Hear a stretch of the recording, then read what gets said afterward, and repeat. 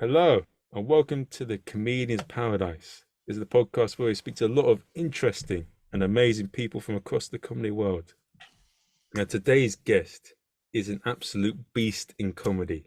He is a man who conquers any stage. All audiences love his banter, they absolutely love him. He is an amazing comedian in Scotland. He's been in a notorious and fantastic program called Scot Squad, and he has the fantastic name Darren Connell. Here we are. Thank you very much. I felt like a boxer there about to walk into a fight. Thank you. Should I make you feel like a meditation monk and say, this man is the Zen of comedy? He makes audiences become enlightened. When you said he was the beast of comedy, I was like, not that type of beast. There's a lot of beasts in comedy. Oh, yeah, yes, that's with that. When you say beast, he means funny. I'm not a beast. Yes, that's what I meant. If anybody outside of Scotland's listening to this, like, who's that beast? Yes, I didn't mean the iffy kind. I meant like the cool kind that makes audiences laugh. Yes, thank you very much. There are a lot of beasts in comedy, and all I say to that is I focus on what I can do and what I can control, be polite, and I try not to go near any female comics and focus on like if you're dating, if you what they say, don't shit where you eat, isn't it?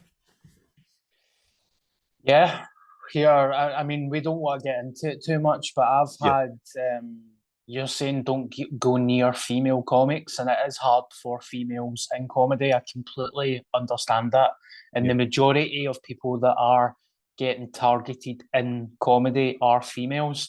But I've had some terrible experiences with male promoters too. Oh, So there we go. oh God. And the fact that you tell them, sorry, mate, I'm not gay, that doesn't really mean anything. So there we go. We can move on for that. Yes, let's move on. Here, that doesn't mean that I've been pumped, by the way. I feel like I need to clear that up. This is like the worst start of my podcast ever. I'm so sorry. I basically said a gay promoter's tried to shag me, and I'm not a beast. Right, that's cool. That's yeah. We just focus on what we control. We enjoy it. The best thing in comedy is we enjoy making people laugh, and like we have so much fun with some great acts along the way. That's the thing about comedy. That makes everything all worthwhile. Awesome. But how did you like get started in like comedy, and what was the thing? I know a lot of comedians, they say they were the funniest person in school, or they say that they stumbled into it from acting, or what was your sort of unique moment of how you became a comic? You know, I'll be honest with you. I don't think I went down the usual route of how comedians do it. My entire life, I never really had a goal, and when I left school, I just left. I just went into school and left that day. I never had any grades or anything to take away from school, and I just got a job in a supermarket, and I really just accepted like work to live, that type of mentality. And I joined a TV course called television production and sound recording because I was always interested in TV and acting and stuff. And when I started that course, I realised it wasn't for me and I did not enjoy it at all. And I didn't leave the course. I wanted to stay at the course because I was getting my bursary.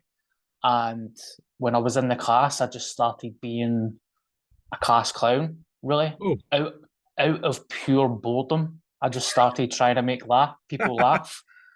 And there was a guy that pulled us aside after class one day, and he was like, "Mate, you should do stand-up comedy."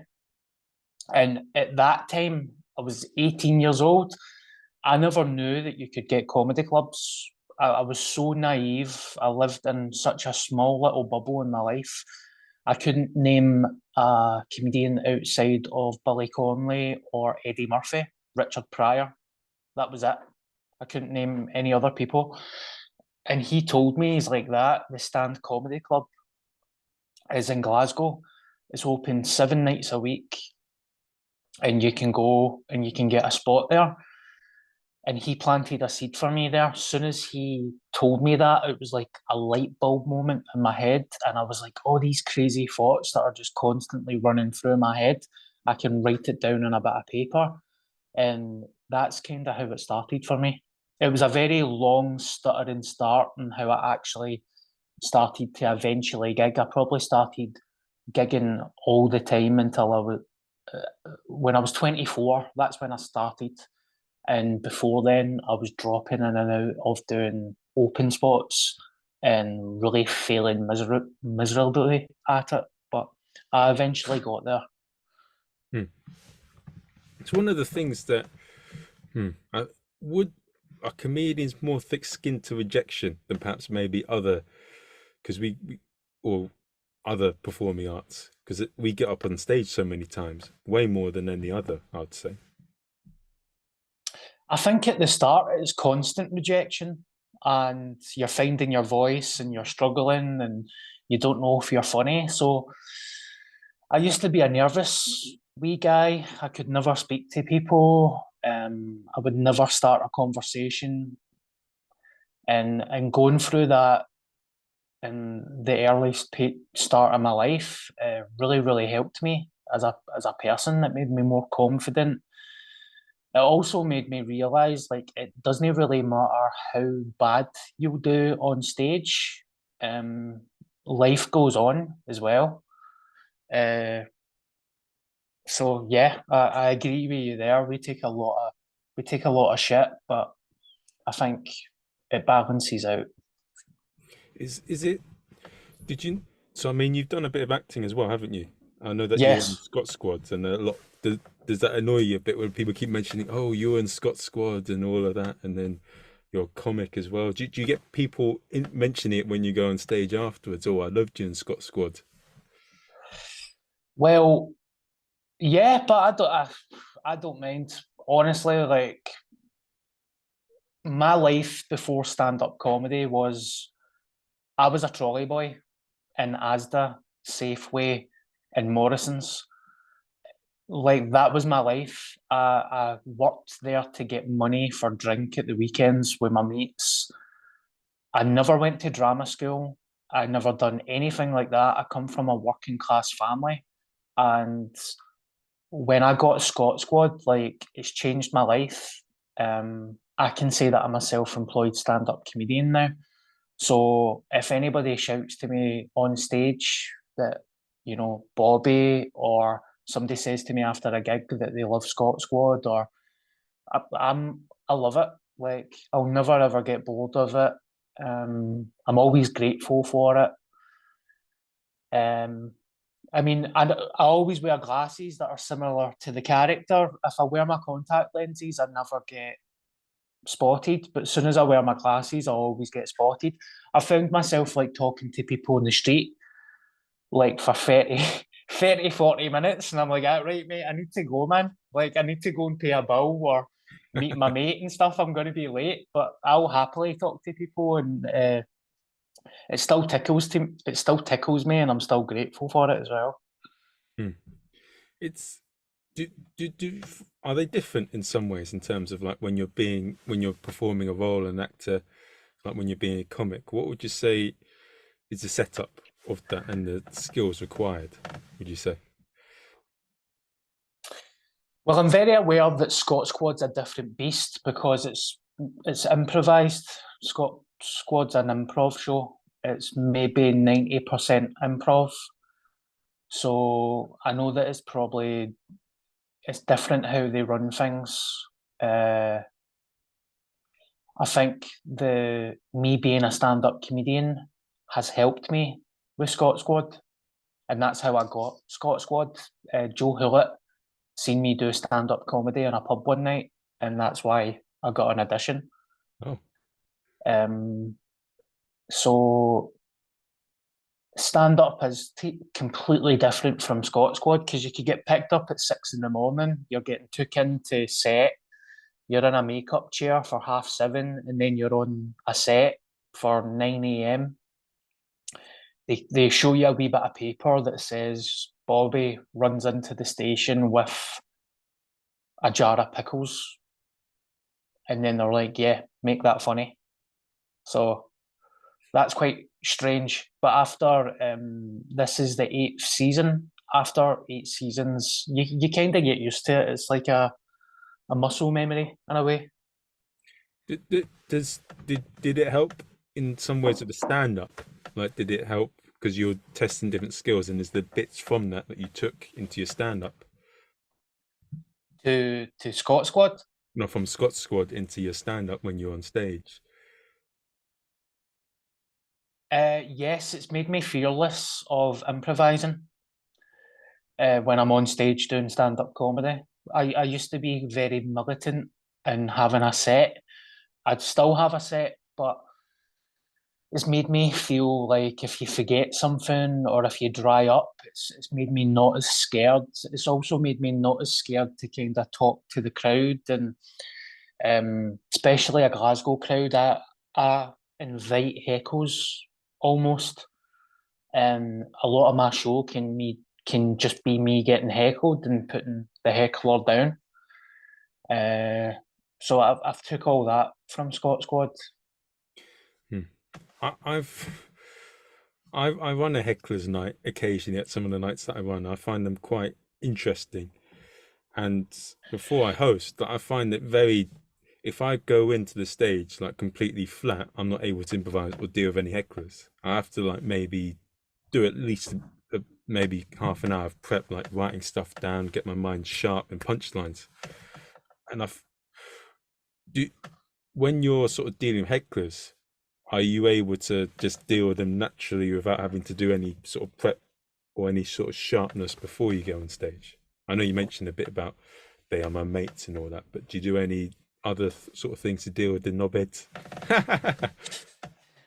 I mean, not really, because like you can get people that just disrupt the show by talking or just making noise, and I can't do anything about that. So I just get them chucked out. But if it's going along with my joke, or it's something spontaneous that we can feed off, I'll go for it. Prep wise, I don't really think. What should I say if I get heckled? I kind of just do it on the spot. It's like um, I do kind of feel like it's an outer body experience when it's happening to me, to be honest. Um, but I haven't really gave it any thought or any prep. I think it's just purely by gigging so much and for so long that I'm able to handle it, and I don't even know why I'm able to handle it. I used to be really offended when I was younger. Actually, see when people heckled me when I was a new act, I used to really take that badly, and it used to ruin the gig as well because I never knew how to react. And I think back to that time, like I've just sharpened it up and learned how to deal with it, and now I actually enjoy it.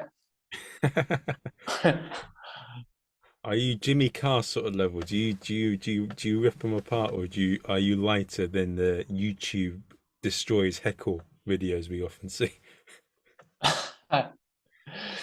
I mean, it really depends. If it's going with my joke, I mean, if the person's trying to get better than me, I'll go harsher. But if it's going along with the joke, then I'll still make myself the joke. But if they're trying to derail my my joke or my punchline, then I think it's fair game. I wouldn't say I don't even know if it's like Jimmy Carr. Maybe, yeah, I'd probably say so. Aye, Jimmy Carr, Frankie Boyle. It's pretty harsh. Oh, Pretty harsh. you sort them out proper. Mm. So with the Scottish comedy scene, I know that it's one thing I noticed. What in all sort of parts in the UK, scenes are slightly different, and audiences are slightly different in their humour. Is that sort of the same sort of case in Scotland, like in Aberdeen, Edinburgh, Glasgow? Like, do you adjust things slightly? It's definitely different. I feel like Glasgow, I honestly feel like on a Friday or a Saturday night, I could go up and say whatever I wanted to say, and it'd go well. Um, Same way any night in Glasgow. Uh, Aberdeen's really good, but it's a bit different. But I have noticed when it gets further north, like Aberdeenshire, where it's like out in the country, proper country stuff, it can get tough. Edinburgh's tough as well.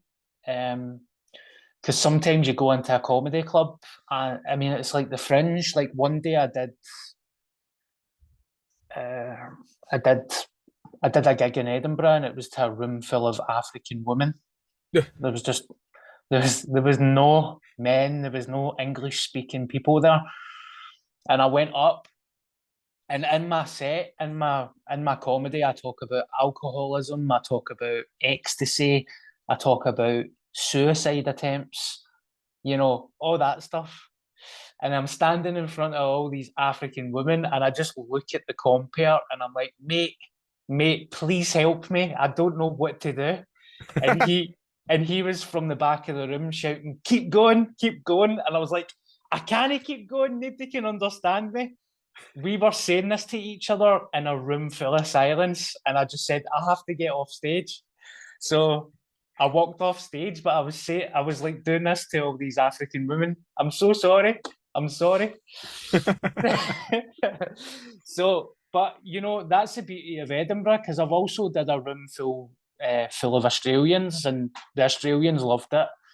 But sometimes, yeah, Edinburgh kind of, it doesn't scare me, but I know that when I go to Edinburgh, you're like, there's probably a chance that there might be a room full of non-Scottish people here, and it's going to be a tough room. But yeah, I've totally noticed a difference between Edinburgh, Glasgow. Um, Dundee is amazing. Dundee's very similar to Glasgow, but it's definitely different. Hmm. It's what's what's the worst thing you can do in each scene? If I go in with an England top, which would that be a off start for all of Scotland? You'd probably get away with it if you were doing something that wasn't a typical stand-up comedy night, like something at the Monkey Barrel, or like something that would invite character acts. But if you wore an England top in Glasgow, I don't think you would be safe, Oh. but you would die in your arse. Like you would absolutely die in your arse. It'd be funny though. It'd probably be funny. It would be funny, yeah, the faces of what the fuck is this dickhead doing? Yeah, And the promoter, it could be a funny little YouTube video. I'd take a picture of the promoter's face, the audience's face. I'm confused and be all chill. But then as soon as I go on stage, wear a big England shirt saying, I love England. yeah. I think you could do that in Edinburgh. You'd do that in Edinburgh. Nowhere else. It's do you gig a lot sort of in the northwest of England as well and north of England? Do you go around there as well? I actually started to gig in England before the pandemic. I had a lot of personal things with my family, for some family members that I was looking after and stuff, and I've always been able to earn a living and gig in Scotland. And then I started to gig in England when some of my family were like independent. So I started getting some gigs, and then the pandemic hit, and it was just you know how crazy that was. So this is me this year. Last year was I did my first ever tour, and I got that out of the way, and it was very successful. And now this year, I am getting back down to England. So I've got the stand in Newcastle, and I'm trying to get some gigs in London, because there's a lot of comedians that Scottish comedians that I know that have went down, and they've always been like, "How come you've never gigged in England?" And I'm like, sometimes family comes first, man. There's Well, life outside the comedy. So I'm not like devastated that I've never really done it, but I'm looking forward to getting down now. mm. So I'll be down more often now. That's definitely on my list. I just confirmed the date for Newcastle there, Oh, and I've got the email for Top Secret Comedy, I think. Mark Rothman. Yeah, so I'm going to try and get down there, and I would love to go over to Ireland as well. I'd love to gig in Ireland. But they better pay for it. They better make it pay for it, isn't it?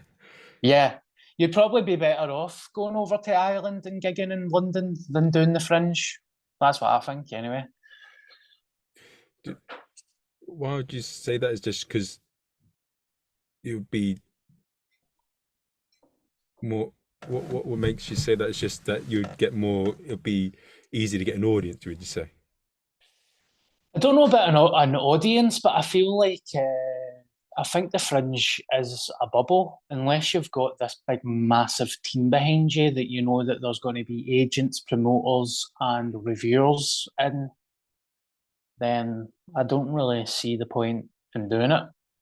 Mm. Uh, so maybe it'd be more beneficial to try and be in the circuit in England and Ireland and stuff. But Yeah, possibly. I wouldn't take my advice on that, mate. I'd find your own kind of way. Yeah. Well, I spoke to a Canadian comic on a podcast, and he when he was 17, he tried to get in the Yuck Yucks, and the guy said to him, "Comedy's not for everyone. Um, your set wasn't very good, and I don't want you to come here." And then he said something like that. But what he decided to do, I guess because he wasn't able to get in that club, he decided to just do his own shows. And he's made Yeah, like for from the age of 17 to now 37, he's made his whole living just doing tour shows. And yeah, like that's what he does all across Canada. And Canada's like a very difficult scene because it's very hard to travel from this place to that place. And so many of them yeah. come to London to get paid work.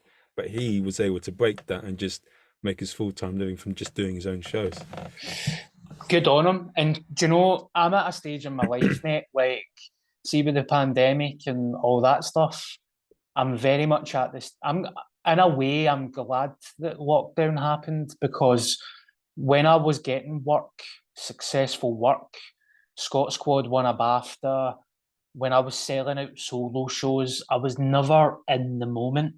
I was never enjoying it. I was always thinking, how come I can't get a bigger venue? How come I can't get another acting work? How come I can't get this? How come he's getting that and I'm not getting this?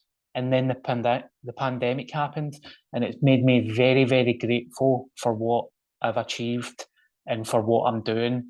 And I said to my friend, um, Susie McCabe, she's an amazing stand-up Oh comedian. yeah. I said to Susie, I was like, look, I can pay my bills, man. Fuck it.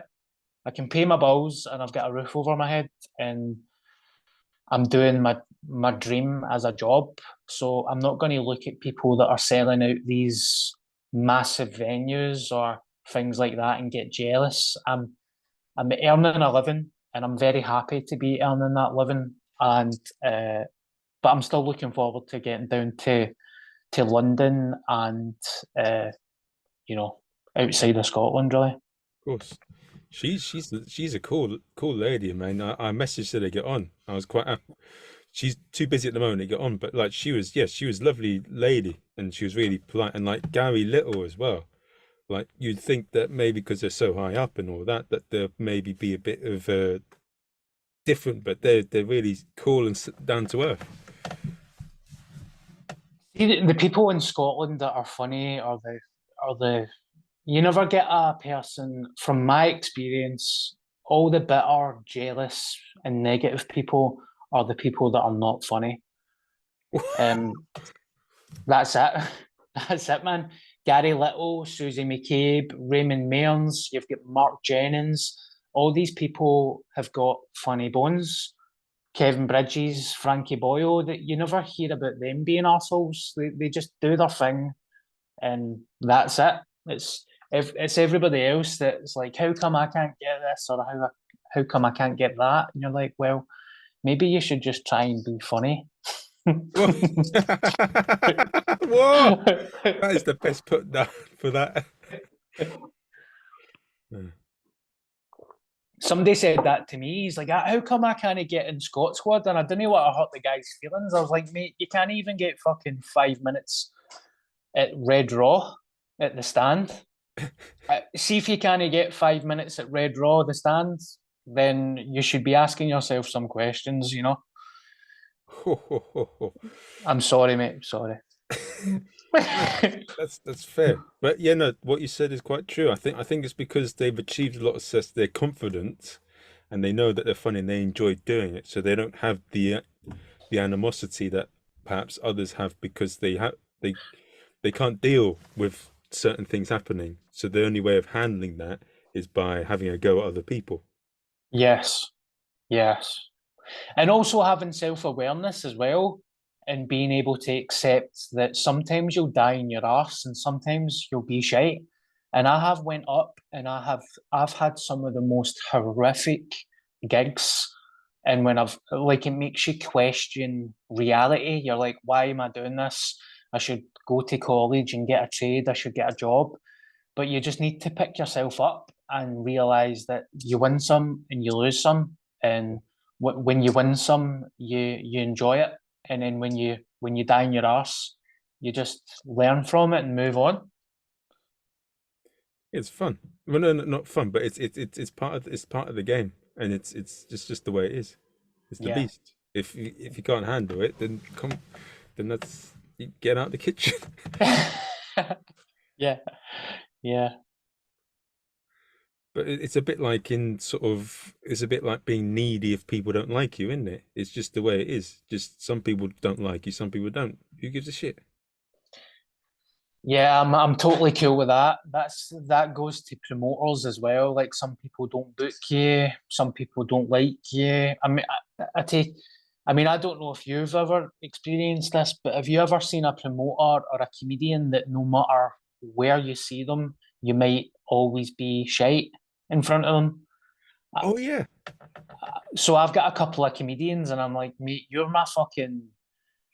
bad luck to me. Every time you're here, I die in my arse. But you don't. As soon as you realize that you don't need to prove yourself in front of people and just try your best, then that's all that matters. Yeah. It's definitely at the start, and I think me and you had that. I mean, we that thing sort of goes away. That thing is completely opposite. Yeah.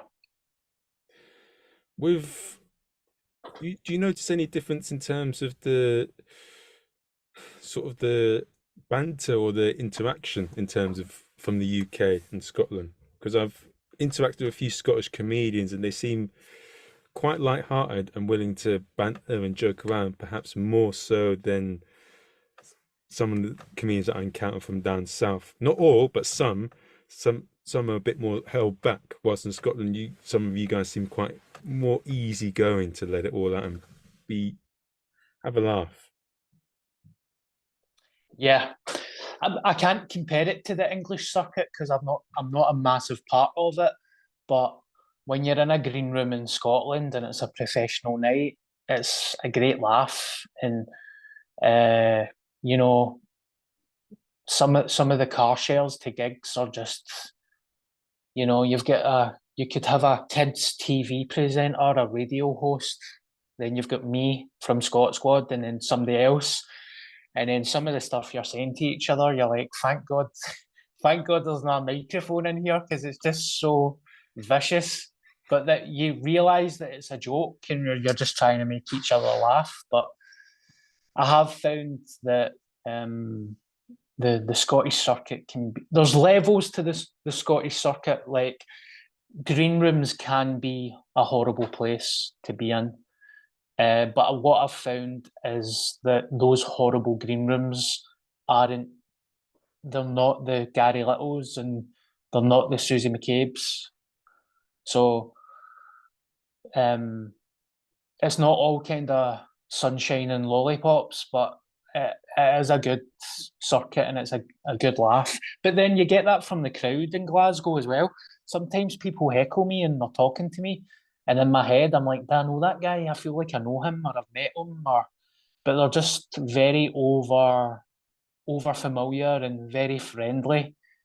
To the point. I mean, you'd probably get that if you came to Glasgow, mate. You'd be like, "He's talking to me like I'm his cousin or something." It's a bit mental. It would be funny to meet. You know, when they do family trees or something, and you're looking for a relative, and then they say, "What? I'm your cousin." Oh, I didn't know, and then it turns out to be true. He's like that with his England top. There you go. Oh, you were not cousins now. Yeah. It's what I hear from like up north and like in Scotland and other parts of the country that and the Midlands, like the pay is way better than in down south. I don't know fully, but that's what I keep hearing from a lot of people like gig from up north and in Scotland or whatever, and they come down here and they say that the pay seems to be way better. And I don't know. I've not always gigged up north or Midlands or all that, but I'm guessing maybe in certain parts of the country there's more of a workers mindset as well as a business mindset, whilst maybe down south we're just focused on more on the bucks, and so maybe the pay's not as great. In England, do you think comedians are more focused on stage time rather than getting paid? I wouldn't necessarily say that, but I'd say that the pay's not as big. From what I hear from bigger comics, they always say that the pay's nowhere near as up north or in Scotland. And some of them have said, from listening to some podcasts, they say they want to get people from London to come over, so that's why they pay so much as well. Yeah, I mean, I wouldn't say it's. I mean, it's certainly not life changing, and I think to a certain degree, if a promoter's going to put, especially in Glasgow, Darren Connell, Bobby from Scot Squad, and it's like £20 a ticket, and he's only offering me £100, I'll be like, you've got 300 people in this room, mate. It's £20 a ticket. You're wanting me to headline it. My face is on the poster. You'd need to do a wee bit better than that. But I've never, I've never been conned or robbed or anything. And if I have had that experience, because there is some dodgy cowboy promoters in Scotland, but people just don't gig for them. It's that simple. It has happened in a bit in the UK. There's a few instances like there's but they what they did they went to the small claims court to go and get it off them. And I know I heard a lot of things about the what's his face, the Jonglers chain, and like Yeah, when it was bought by someone else, like she owed loads, not her, but like the company owed loads of people money, but people still gigged for them anyway because there was such a big. yeah. So I started gigging round about the time that just happened. So I missed the jonglers circuit. I think I got one gig from jonglers and they paid me, and then the venue get raided by the police or something. It was pretty intense. But yeah, I think her name's Julie. She's I've never had a problem with her. She's always been amazing. But yeah, the people that were behind the scenes, I think they were dodgy. Hmm. But yeah, there's a couple of guys in Scotland that are cowboys, but the professionals don't gig for them, and It's just got to the point that they need to get open spot comedians to gig for them, or openers and middle kind of support. But that's what you get. If you play with feathers, you get your arse tickled, as they say. I've not heard of that. What does that I don't even know where I heard that from, but I like to apply it to my life. Effectively, if you don't pay the right price, you can't expect to get the big dogs. You'll get the little dogs.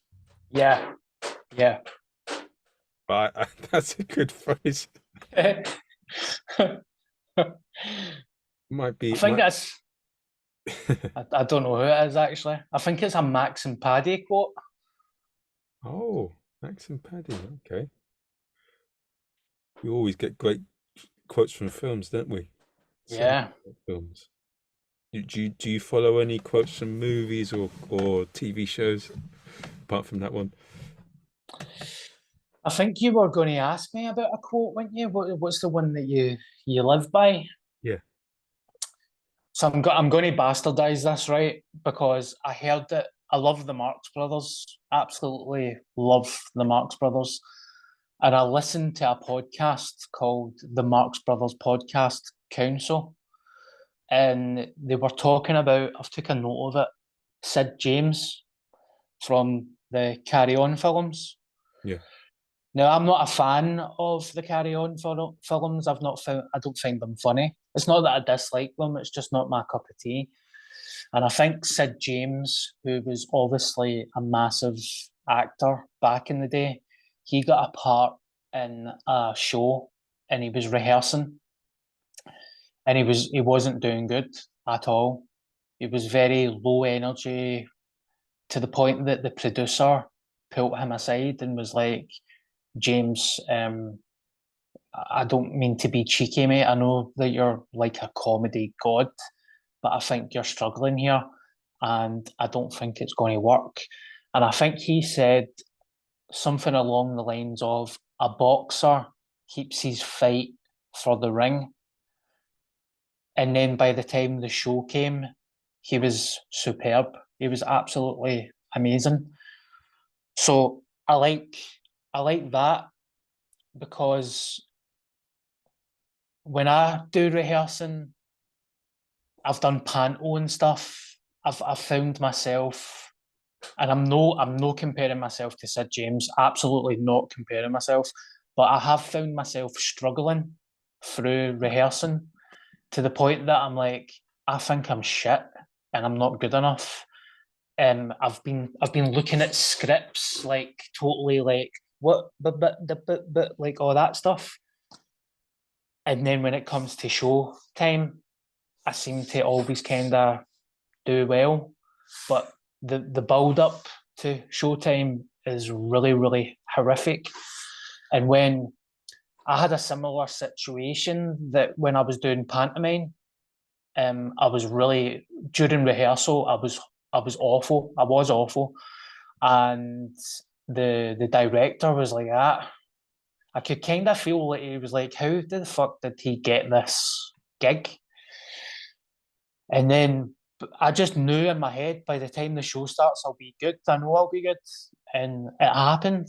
And he said that to me one night. He's like, mate, I thought you were shite. And he's like, as soon as you got in front of a crowd, you were incredible. And then I was listening to that, the Marx Brothers podcast, and I heard that quote about Sid James. And I just was like, no way. That's kind of how I operate. Like, I don't really, when I'm preparing for stand-up comedy, I don't really think about it too much. I don't overthink it. I don't write my jokes out word for word. I kind of get a bit of paper, put bullet points down, scan them, and then just think, if you think about it too much, you'll be shite. And then anytime I get to a stage or start a show or something like that, I do feel like similar to that quote, like a boxer saves his fight for the ring. Hmm. Sorry if that was too cheesy or I'm rambling shite, but I do think that. So if that is just you just leave things at different places. You don't bring things from other parts of your life into work. Well, it's like, I don't even know if it's that, but it's like if you watch someone rehearse and they're given 110% during rehearsals, like I can't operate like that. I give 110% on stage in front of an audience, but I can't do it during rehearsals. And Yeah. I feel like it benefits my performance when I kind of, you know, I don't. If you give 110%, I think you can be exhausted by the time the show starts.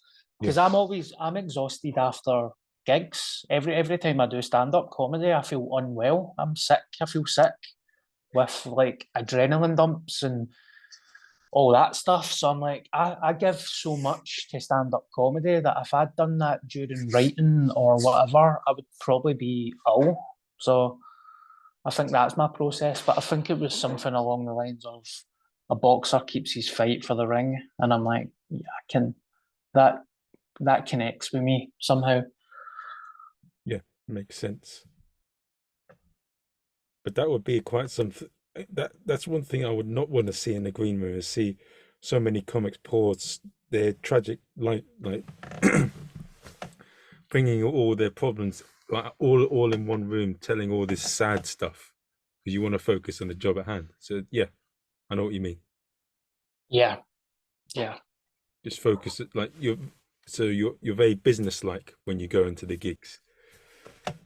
All right, now I treat it like a job. Absolutely treat it like a job. It's not my social life. I don't drink alcohol anyway, so I turn up at the gig. I will sit in the green room. I will be professional. I will talk to the stand-up comedians. And as soon as my gig is done, I will stay and watch the other comedians, but I go home. Like if I if I let that world become my personal life, then that's not healthy for me. I can't do it. Hmm. Is following from what we said in the chat and everything, is there what is one thing that we should change in comedy? What is one thing if you had a magic wand that you would change in comedy right now? I think there's a couple of things that I think there should be some type of union for stand-up comedians with, you know, a pension and stuff that we could all pay into, maybe something along those lines. Um, I know that it's quite. I mean, it has been cleaned up a lot, and there's a lot of bad people that have been found out and stuff. So that's good, but I feel like there's a lot of promoters that do get away with a lot of things, and I just feel like it should be more equal. And when you're going to get paid for a gig, you shouldn't be worried about not getting paid for it. So I feel like there should be things set up for all that stuff. But I've also found that we're quite a serious bunch for comedians. Um, when I first started, I could gig 7 days a week, and it was just a laugh. It was genuinely a laugh, but people seem to be like really offended now. Like comedians, I'm not even talking about punters. They seem to be easily offended. Sometimes you can see it on the comedy forums. They're just vicious to each other, bullying, all that stuff. But if I was to change one thing, there wouldn't be a major thing to change, like that needs to go or anything like that. It would just be it'd be those things, I think. I think we need to get back to when I went to a comedy club, I went there to escape reality, and it took me out of reality for a couple of hours, and I was able to laugh and forget about problems in my life. Yeah. And now when I go into a comedy club, sometimes it's a bit fucking serious, man. Like people getting offended with jokes and all that stuff. So I think we need to take it back to what it was before. It's just people talking shite on a stage into a mic, and if it's funny, it's funny, and if it's not, then don't try and ruin the person's life. Yeah. Oh God. Yeah, I know some horror stories of that. Yeah. Right, that's the take, guys. So, guys, if you're a regular punter, laugh, easy going, and if you're a comedian, namaste.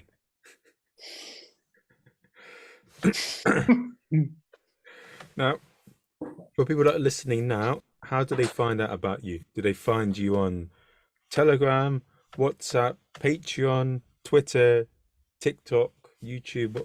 Where's the best place to reach you? So I have Twitter. It's at Darren Connell 87. I've got Facebook. It's just Darren Connell, and same with Instagram, Darren Connell. And I've got a podcast. It's called Straight White Whale. And if you can't remember that, just put in Darren Connell podcast, and it will come in. And yeah, that's the easiest way to get me. All right, so you know where to go, guys. If you like this episode, give us a review on Amazon and iTunes, share it with your friends, and if you did not, then just be quiet. Right. Hopefully, guys, I'll see you next episode. We got some intriguing acts. We got a Cirque du Soleil clown coming on. We got a DJ and comedy promoter coming on, and we got a comedy promoter from Luxembourg coming on. So a lot of fun, guys.